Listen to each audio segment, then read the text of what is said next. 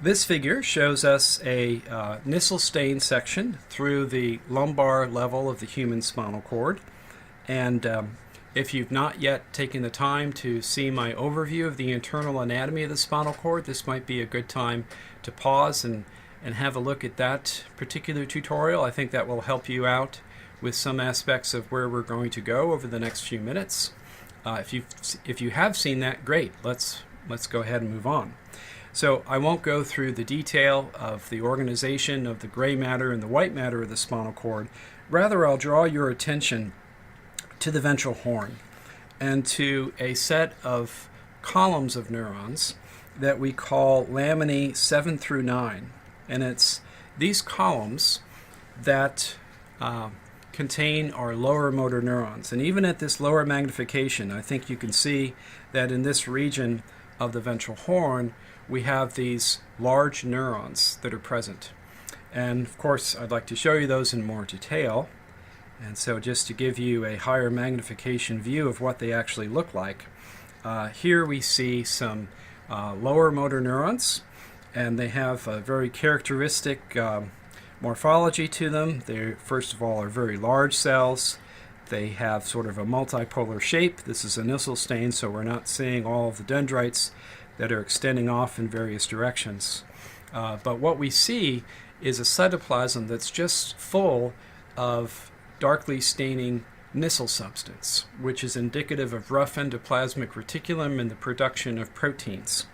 We see quite a large nucleus and a very prominent and single nucleolus near the center of that nucleus. So this is the characteristic appearance of a typical motor neuron. Here we have another one. The plane of focus is just a little bit off the nucleolus, but I think you can see the nuclear membrane there and then the nucleolus here in the center. Well, that's what the motor neurons actually look like. How are they distributed in the ventral horn is the topic that I'd like to spend just a few minutes discussing with you next. Now, you already know that along the long axis of the spinal cord, there are two regions in which the diameter of the spinal cord is significantly enlarged. There's the cervical enlargement and the lumbosacral enlargement. And these enlargements reflect the additional circuitry and the additional numbers of neurons that are in those segments of the spinal cord that serve the upper extremities and the lower extremities. Well, that's what's going on along the length of the spinal cord as we look at the gross organization of this structure. If we look at a finer scale, what we see are that within the cervical enlargement or within the lumbosacral enlargement, the neurons that supply a given muscle are also extended over some distance across multiple segments of the spinal cord. And we see in this figure the results of an experiment that demonstrates this point. So what was done in this experiment is that the gastrocnemius muscle in an animal model was injected with a dye substance that is taken up at the neuromuscular junction by the axons of the alpha motor neurons that innervate that muscle. And then this dye is transported back to their cell bodies, and then the experimenters can look into the spinal cord in histological sections and plot the location of the cells that were labeled by injecting a specific muscle. Well, the same kind of experiment was also done for the soleus muscle on the opposite side of the body. And as a result, what we see is a column of cells on one side of the spinal cord that reflects the distribution of motor neurons that supply the gastrocnemius. And on the other side of the spinal cord are the labeled motor neurons that innervate the soleus muscle. And the point here is that for each muscle, there is a column of cells, perhaps not unlike this writing device that I'm holding, that is distributed across multiple segments of the spinal cord. And when we look at their positions, we find that they're not overlapping necessarily. There may be some order to their distribution in the medial to lateral aspect of the ventral horn. In fact, this is a very important principle of ventral horn organization that I want to stress for you. If we look at the arrangement of these columns of motor neurons that innervate specific muscles, what we see is a beautiful and hopefully memorable somatotopy organization. Again, I'll use this word somatotopy that we talked about when we considered the somatic sensory system to refer to the mapping of the body. So we see a kind of somatotopy now in the organization of our lower motor neurons in the ventral horn of the spinal cord. What we see are neurons that are present in the medial part of the ventral horn are supplying muscles that are found in the more proximal portions of the extremities, or perhaps in the trunk muscles themselves if we're talking about the thoracic spinal cord. Whereas as we get to progressively more lateral positions in the ventral horn, we move from proximal to distal, such that the muscles that govern the movements of the distal extremities, which is where so much of the skill is expressed, especially via the activities of our arms and hands, these motor neurons are found out here in the lateral part of the ventral horn. So it's very important to recognize this medial to lateral somatotopic organization of the ventral horn, because that will provide an important framework for understanding the descending projections from upper motor neurons. We'll recognize that the descending projections that reside in this ventral or anterior white matter of the spinal cord are mainly supplying the medial aspects of the ventral horn, whereas the major fiber bundle that sits out here in the lateral column of the spinal cord is the lateral cortical spinal tract. And this system is mainly concerned with supplying the lateral aspects of the ventral horn. So getting back to our general organization framework then, I hope you can recognize that what's going on in this ventral and anterior white matter is mostly concerned with setting the stage for skilled behavior in adjusting posture, setting gain, and otherwise facilitating what we do with our distal extremities. And what's happening out here in the lateral part of the spinal cord is mainly an expression of skilled behavior. Now, I won't spend much time right now reviewing for you again the organization of the motor elements of our cranial nerve nuclei. Rather, I'll just refer you back to the tutorial regarding the internal organization of the brainstem and the organization of the cranial nerves and their nuclei. And there what we talked about was the outflow from somatic motor and brachial motor nuclei that are concerned with moving muscles derived from somites or from the pharyngeal arches, respectively. And these motor nuclei are found in each of the three major divisions of our brainstem. In the midbrain, we have the ocular motor nucleus and the trochlear nucleus, and then in the pons, we have the abducens nucleus. These three somatic motor nuclei govern the movements of the eyes in the orbit. And then down in the upper part of the medulla, we have the hypoglossal nucleus that is concerned with the movements of the tongue. And with respect to governing those muscles derived from the pharyngeal arches in the pons, we have the trigeminal motor nucleus that innervates the muscles of chewing. We have the facial motor nucleus that supplies the muscles of the face that are involved in facial expressions of emotion. And then further down in the brainstem, in the medulla, and in the upper cervical segments of the spinal cord, we find first the nucleus ambiguus, which is governing the muscles of the pharynx and the larynx, and in the upper cervical cord, the spinal accessory nucleus, which is innervating the pharyngeal arch-derived muscles that turn the head and shrug the shoulders. Well, I do want to at least show you what these motor neurons look like, just to illustrate the point that in the cranial nerve motor nuclei, we have alpha motor neurons, very much like the motor neurons that we find in the ventral horn of the spinal cord. This is a detailed look at one of our brachiomeric motor nuclei, the trigeminal motor nucleus, and here is roughly the boundaries of this nucleus. And so this is where we would find our columns of cells that are providing innervation to the muscles of mastication, those muscles that we use when we chew and consume food. And what we see are beautiful demonstrations of alpha motor neurons that have all the same histological features as what we saw in the ventral horn of the spinal cord. And lastly, what I'd like to do in this tutorial is to talk about the motor unit and describe for you just some of the physiological features of musculoskeletal behavior that we want to keep in mind as we move into a deeper discussion of how the nervous system controls movement. So, the alpha motor neuron of the spinal cord is what we've been talking about, and here's an illustration of an alpha motor neuron sitting in the ventral horn of the spinal cord. And it sends its axons out through the ventral root into a spinal nerve, and then as that spinal nerve supplies a muscle, this axon will divide into several branches, and these branches will then go on to supply innervation to a set of muscle fibers within a muscle.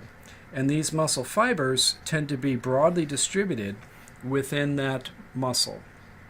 So the motor unit is defined as the single alpha motor neuron plus the muscle fibers that it innervates. That's the motor unit. Now, a single motor unit can be classified not just anatomically, but also physiologically. There's coordination between the neuron and the muscle fibers for the functions that that motor unit must perform.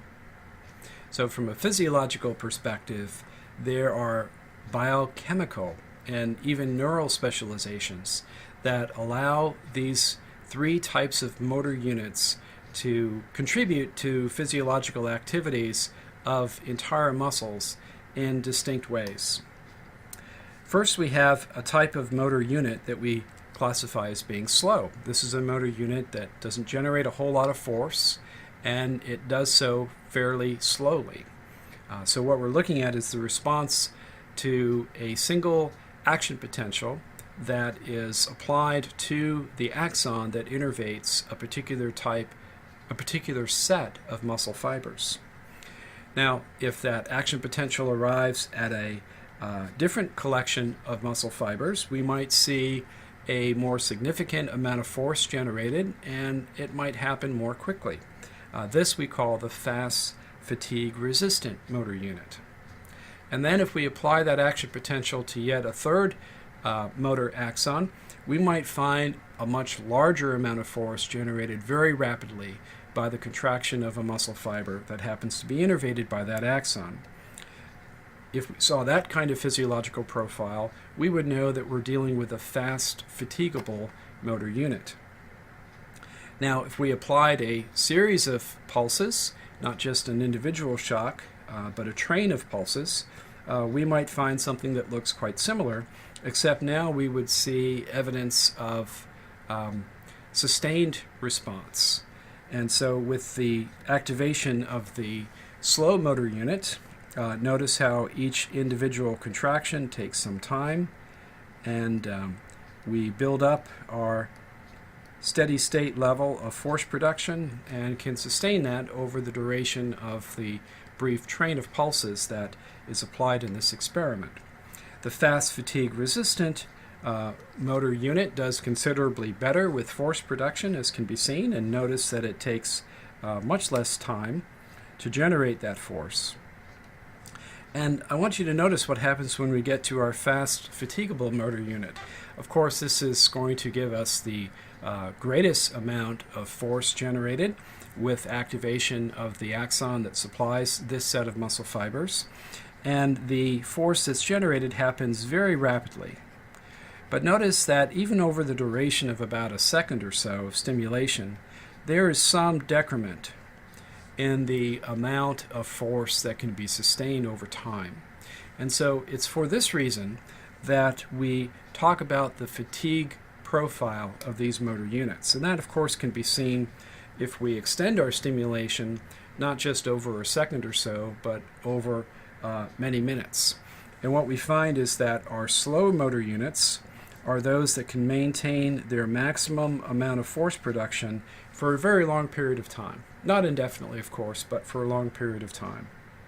So again, the amount of force that's generated is small, and the speed at which that force is generated at a pulse-by-pulse basis is relatively slow.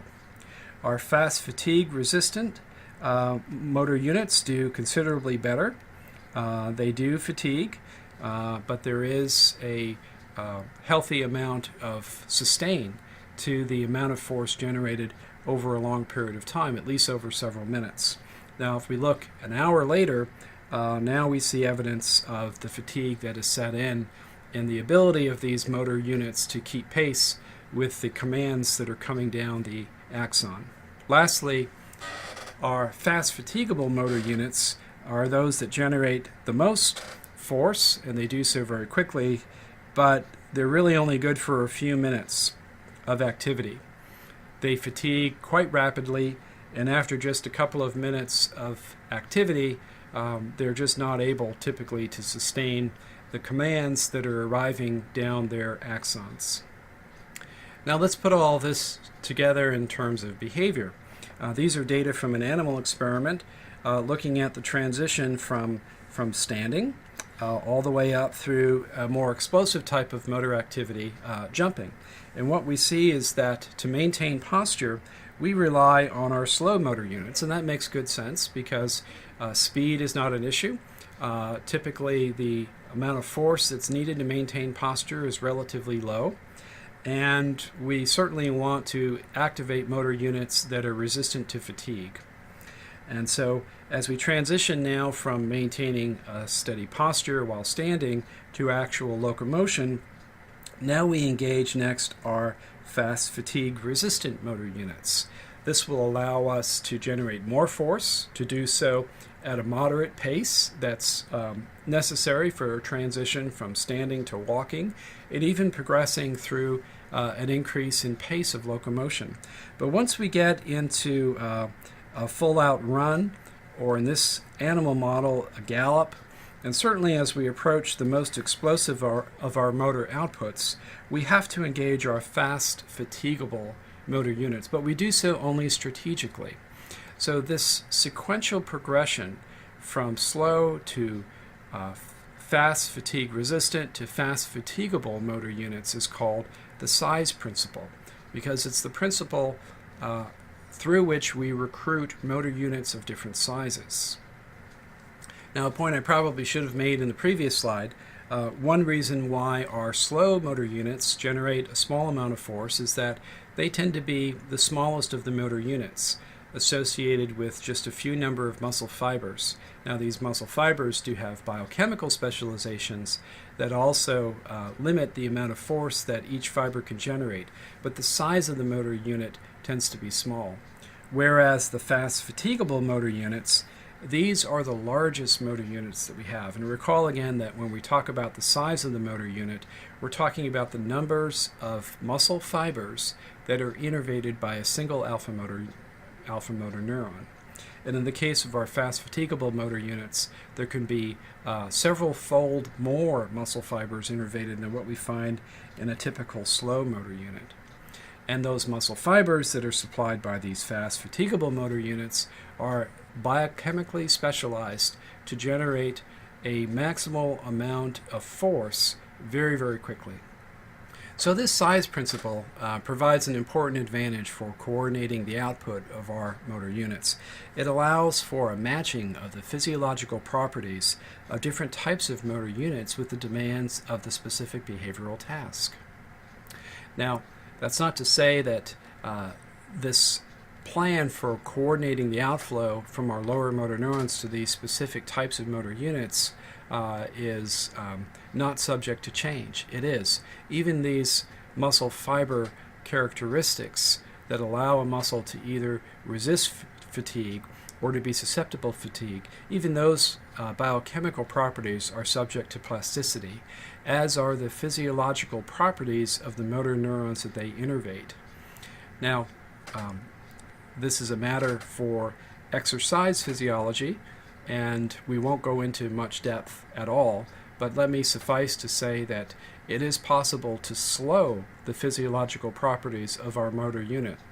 This is one of the principal impacts of endurance training or aerobic exercise on the physiology of our motor units.